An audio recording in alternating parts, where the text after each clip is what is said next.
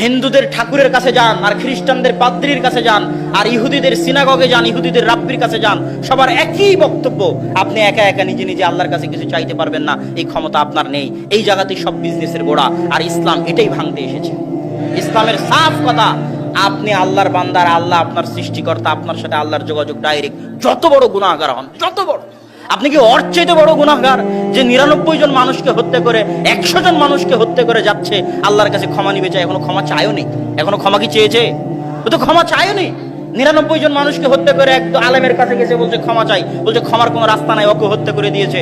একজন বলেছে অমুক গ্রামে গেলে ক্ষমা পাওয়া যাবে, সেই গ্রামে যাচ্ছে, রাস্তার মধ্যে মৃত্যু চলে এসেছে, এখনো ক্ষমা চাইনি। আল্লাহর কাছে ক্ষমা চাইনি এমন একটা বান্দা যে মাত্র ইচ্ছা পোষণ করেছিল ক্ষমা চাইবে, তাকে ক্ষমা করার জন্য আল্লাহ জমিনকে বললেন, জমিন এই দিকে হয়ে যাও, ওই দিকে হয়ে যাও। ফেরেশতাদের বললেন, যেই জমিনের দিকে, যেই গ্রামের দিকে যাচ্ছিল ওটা যদি কাছে হয় তাহলে তাকে ক্ষমা করে দাও। আল্লাহর কাছে যে ক্ষমা চাইনি তাকে ক্ষমা করার জন্য আল্লাহ কৌশল অবলম্বন করলেন। ক্ষমার ইচ্ছা পোষণ করেছিল মাত্র। আপনি যত বড় গুনাহগার হন না কেন, যত বড় গুনাহগার হন না কেন, আল্লাহ আপনার ওই পীরের চাইতে, ওই বাবার চাইতে শতগুণ, লক্ষ গুণ আল্লাহ আপনাকে ভালোবাসে। ওরকম হাজারো লাখো কোটি পীর জানা করতে পারবে, আল্লাহ সুবহানাহু ওয়া তাআলা একাই তার চেয়ে বেশি করতে পারবে। আর আল্লাহ সুবহানাহু ওয়া তাআলা যদি না চান, ওই হাজার পীর একত্রিত হলেও কিছু করতে পারবে না। আল্লাহুম্মা লা মানি আলিমা আতাইতা ওয়া লা মু'তি লিমা মানাত।